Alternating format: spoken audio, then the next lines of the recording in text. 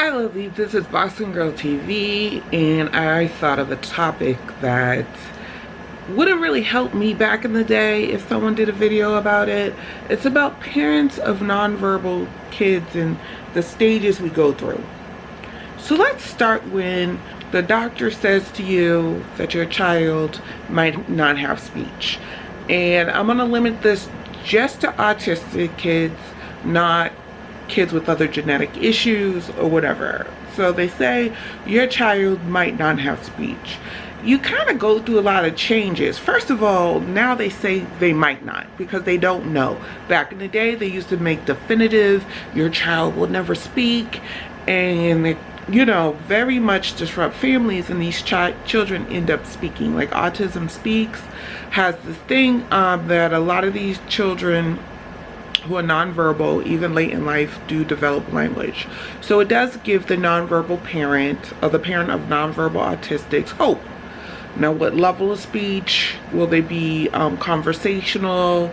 Will they just repeat? Like, that's all variables. Variables nobody has the answer to. I was talking to Ava's developmental pediatrician, and I said, well, what have changed over the years? She's been doing this for I think since 2002 or something to that effect. And she says she makes no more declarations as far as children are concerned.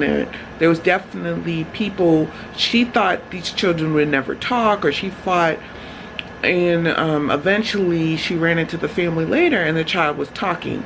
She thought a child was severe and then they end up being mild. She thought a child was mild and they end up being more moderate to severe. So she said she no longer makes declarations. She just, gives the services, helps you along, but she doesn't make declarations because there's no way to tell, and that's what she has learned. So they don't say anymore that your child's not going to talk. They just say there's a possibility. So that possibility is scary. It is scary for parents. I know you get on these autism boards and they want to make you feel bad that you're just not fully accepting of your situation and that your child is not talking. They always come at you, but they can communicate. I'm sorry, that's not enough for me. If I do have to accept that my child will never talk, that's one thing. But that consolation prize that they can communicate, it doesn't take away the fear of parents. And the fear is that you have to accept your child's disabilities. I know some people say autism is not a disability. I'm not here to argue that fact. For my child, it is a disability. It comes with a lot of things, such as her seizures, sensory. I can have a laundry list of Ava's extra needs due to her autistic diagnosis and disability. So the fact that she is nonverbal, okay, on one breath, I'm selfish. I want to talk to my child. I want to hear her call me mommy. Yes, there is a selfish component, but also I also have a fear of her being a sitting duck victim for somebody who can take advantage, manipulate, because she cannot advocate or talk to herself. Talk for herself, and I'll give an example. There's a situation in Randolph Public Schools, which is on the south shore of Boston suburb, where a special ed teacher was abusing the nonverbal children. Yes, abusing. And these children could not speak up for themselves. Some parents noted that their children were acting different, but really couldn't pinpoint what it is. Eventually she got caught, but not because these children told on her, and you could never know how long this was going on. So that is a fear. Yes, sometimes children do not say who's victimizing them, but even less when the child has no words, that would happen.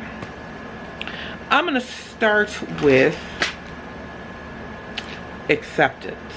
Accepting at the moment that your child is not talking. That is very key, because when you accept, at least for the moment, that your child is not talking, that puts you in a positive light to start working on trying to get that child to talk. Whether that be speech therapy with a speech device, an AAC device, which is what I advise. speech therapy, and as soon as you can, get them an AAC device. Because even though I don't like that alternative word, they can communicate. It is key to get them to communicate as soon as possible their wants and needs, because that holds off on frustration. When a child wants some juice but they can't communicate to you they want some juice, that leads to behaviors and frustration because you're not understanding them. So I think the AAC device or communication device, whichever road you go down, is the best. Even PECS, even the personal picture exchange system, whatever you need to do. My next thing is action, and I think some parents go through this phase and some parents don't, but you know, what else can I do? Can I give her fish oil? Can I give her CBD oil? Do I do the Nemetschek protocol? Is it the gluten-free diet? And I feel we all go to this extent in one stage or another. Some people skip it. A lot of people, you know, do it. I have done it. I have noticed a little success with speech oil, but not with necessarily words. But I have noticed that she concentrates better, so that works for me. I tried the Nemetschek protocol. It didn't work for me. I tried CBD oil. It's very expensive, an expensive experiment.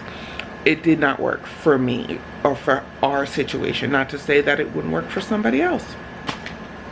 I also feel there's another stage of desperation.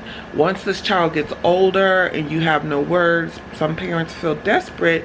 Well, will this child ever speak? And that could lead to a little depression, upsetness, really going through the changes with the situation that you have no control over. And then my last stage is accepting that your child will never speak. The first stage is accepting that they're saying your child might not speak, which gives you some hope and faith. After a certain point, you realize that this child might never talk, and you accept that wholeheartedly and fully.